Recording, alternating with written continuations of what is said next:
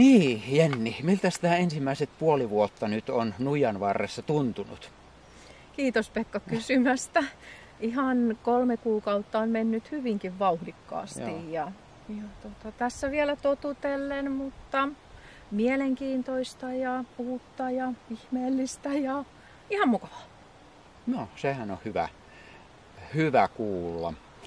Mites sitten, minkälaisia juttuja tässä on kaupungilla nyt tässä loppukesänä tulossa? Nyt ollaan vielä täällä auringonkukkapellossa, mutta sitten kun marraskuuhun tullaan, niin mitä kaikkea meillä on edessä? Joo, syysterveiset vaan täältä auringonkukkapellolta vielä. No meillä tulee isoja talousasioita nyt tässä ja elinvoimaa vahvistavia asioita ja mietimme vähän Orimattilan suuntaa ja menestystä ja tällaisia siis aika isojakin asioita ajatellen just Orimattilan kehitystä. Niin joudumme pohtimaan tässä varmasti syksyn aikana. Näin. Osaatko nimetä jonkun yksittäisen konkreettisen kohteen?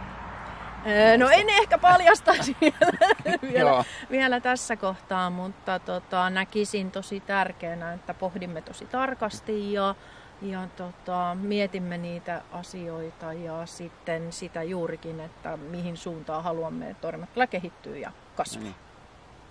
Näin. Jäädään odottelemaan sitten, että mitä tuleman pitää. Kerrotaan täällä sitten lisää. Joo. Kiitos kaikille katselijoille. Moikka!